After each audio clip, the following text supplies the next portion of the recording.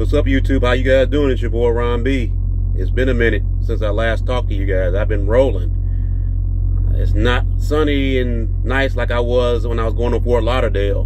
That was a good trip. I'm heading to Laredo, Texas right now. It's Thursday evening right now, late Thursday afternoon. So I'm right now right outside of 25 miles outside of Memphis. So just cooling out right now at a rest area. So I'm just chilling. Just wanted to come on and let you guys know how I was doing. I've been rolling pretty much. I just actually got back from out in Richmond, Virginia, and just came back also from out in near South Carolina. So I've been rolling pretty much, just trying to make up some things. There was a certain thing I wanted to talk to you guys about, and I was telling you, I think when I first started, I decided to do a lease. And one of the things that you guys, if you decide to go lease, make sure, I mean, if you do have you have some privileges going lease, but also there's some sort of pinching points, so to speak, that you can get into. If you decide to go lease, make sure that you do not stay out. As far as you can take vacation anytime you want. As far as I took off the week of Christmas. However, you're going to be penalized for that because you still have a truck note that you got to pay for. So if you do take off, you're still going to be charged that truck note, regardless if you're working or not. They're going to still charge you. You're going to be when payroll comes around, they're still going to apply it to your payroll. So make sure that if you take off, don't take off too long, because by doing that, you're going to accumulate what you call a negative recap. You're going to be going into a negative earnings, so to speak. So you don't want to stay out too long and be getting a negative settlement. So I've actually just got a negative settlement because I was out a little over a week. So, but it depends on what you want to do. I mean, to me, family is important, and that's the reason why I stayed out for a little longer than normal, because I wanted to spend some time with my family. But you will pay for it if you decide to, stay off longer than normal. I mean, you can stay off 3 weeks if you want to, but you will, in the long run, you're going to be pretty much running a lot. So that's what I was pretty much doing. That's probably why you haven't heard from me in a minute, because I've been trying to play catch up with my, with my settlement, trying to pay the money back that I owed. So just to give you just a word of, not really warning or anything like that, but just to let you know, if you do decide to take off, make sure that you can cover yourself. If you have money, saved up or whatever, you can pay that extra, note. Or you can, another thing that you can do is, if you once you get your paperwork done, when you go to the shipper and you get your BOL paperwork signed and everything, and you send that in to KLM, you don't have to normally, you can wait the week before and then end up doing it that way. So you can postpone sending it in and just get paid the following week if you decide to do it that way. It's up pretty much up to you. You can either send in all your bills at one time, or you can pretty much hold off and not send all your bills. So if you send them all at one time, they'll pay you for that week, because you get paid once a week every Thursday. So if you decide not to send off any of your BOLs, shipping papers, then you can just hold off, and then you'll be given credit the following week. So that's pretty much what I wanted to tell you guys, just in case you decide to go lease or not. I know with company drivers, you have to go, I think it's every 7 days you get a day off. So if you're 5 weeks, stay out 5 weeks, you get 5 days off. So, but with lease, you just have to let them know 7 days in advance, and then you are able to, tell your dispatcher that you're going to be, what day you're going to be, a week where you're going to be off. And they're pretty cool. They pretty much work with you here at KLM. They work with you and allow you to take that time off, whatever. You just have to just let them know 7 days, and that way they can schedule your load, accordingly. And if you have, like I did recently when I brought my load back in December, I just brought it back to the yard, and they just had a regular company driver take my load on. That's what normally will happen. So you can easily, do that way, or you can take the load with you. You can be under dispatch and take the load home with you. But with my situation, I don't have any area to park my tractor and trailer. Some people decide, some people say, hey, you can take your trailer and truck to a truck stop, but that's a possibility, but I wouldn't. You could do that, but I don't know. I'm paranoid about that because I don't want any type of liability like that, especially if I can't see if I'm responsible for that trailer and that load and the tractor, and I'm gone away from home. I don't want that responsibility while I'm off or on my, break time to be having to watch that trailer and tractor, at that truck stop. So some of you guys, it might be a good idea for you to do. It's an option. They will allow you to do that. As long as you don't disconnect from the trailer and tractor, you can leave it probably there.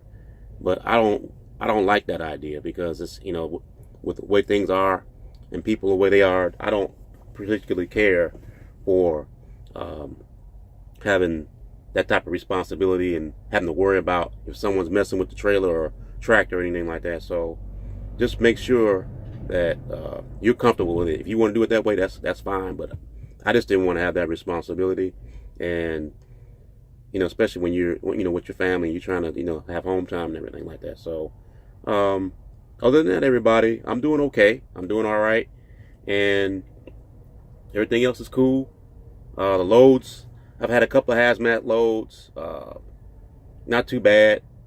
The only thing about hazmat is you have to go on certain you can't go through certain towns or certain cities, depending on, they might have certain restrictions that you have. Like you can't go through, like especially in Texas, you can't go. You have to take the beltway around the city. You can't take like the main, like this I-30, I-35, like going through San Antonio. You have to go around. You have to take the 410 and go around the city.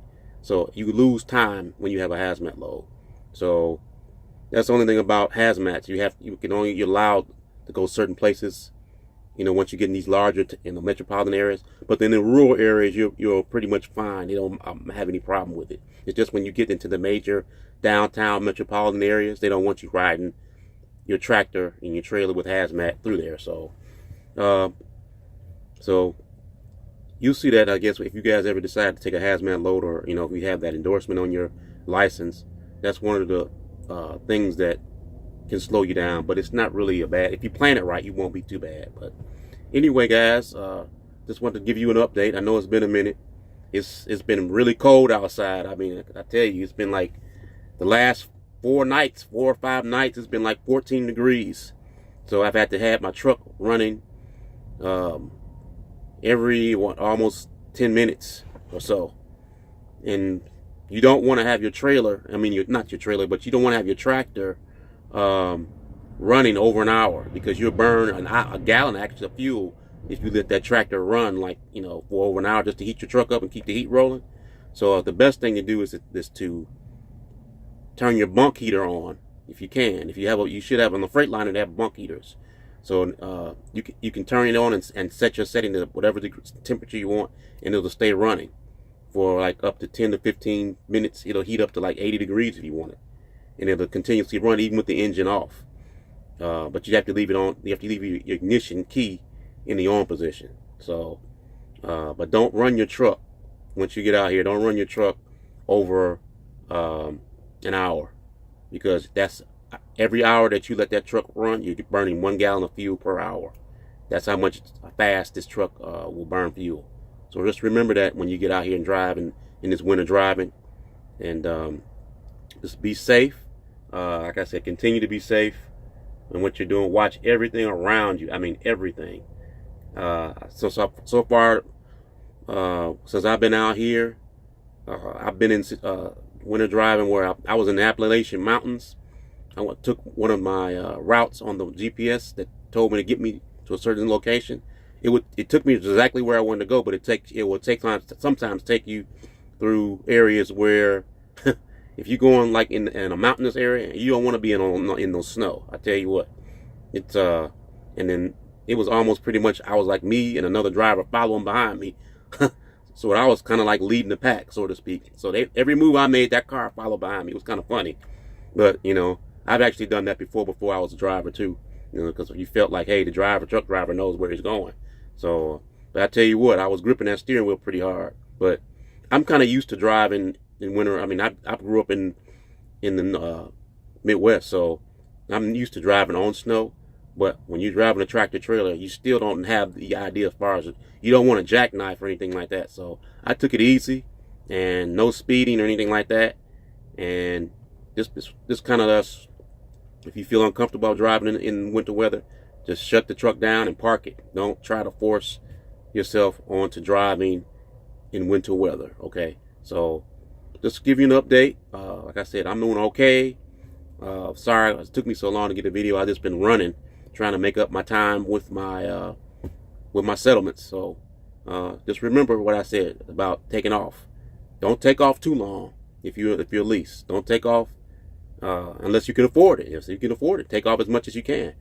But you will pay for it. I will definitely say that. You will definitely pay, and you will be pretty much doing catch up the rest of the next week or so, trying to make up the money that you lost, because that truck note's constantly going to be due. So you don't want to be out real long, over 2 weeks or whatever like that, if you're not planning on for that. So just that advice. And like I said, in this winter weather, be careful about your speed. Keep your safe distance. Keep your 6-second distance as much as possible.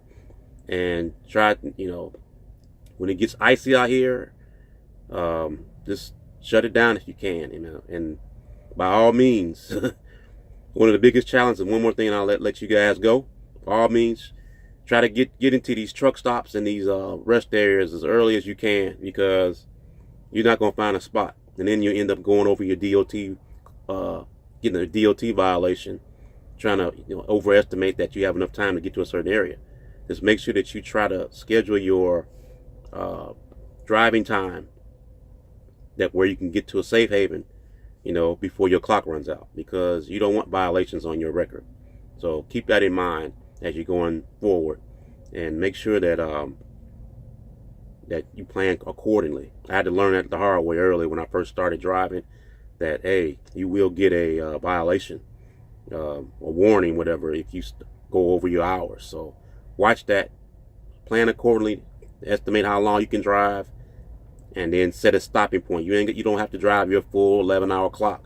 Just go ahead and if you have to stop 2 hours ahead just to make sure that you get a parking spot and get parked in, by all means do that too. So that's all I have, everybody. I hope everybody's doing well as always. Again, thank you so much for watching. I appreciate all of you guys. I hope everybody's doing okay, and I'll be back in touch with you guys. I'm getting ready. Like I said, I'm heading to Laredo for this weekend, so I don't know what the weather is down there, but I hope it's a little bit warmer than it was here. I hope it's warmer than 14 degrees and 12 degrees like it's been. So just want to say hi. Hope everybody's doing well, and thanks for watching. I'll be back in touch with you later. Take care. Bye-bye.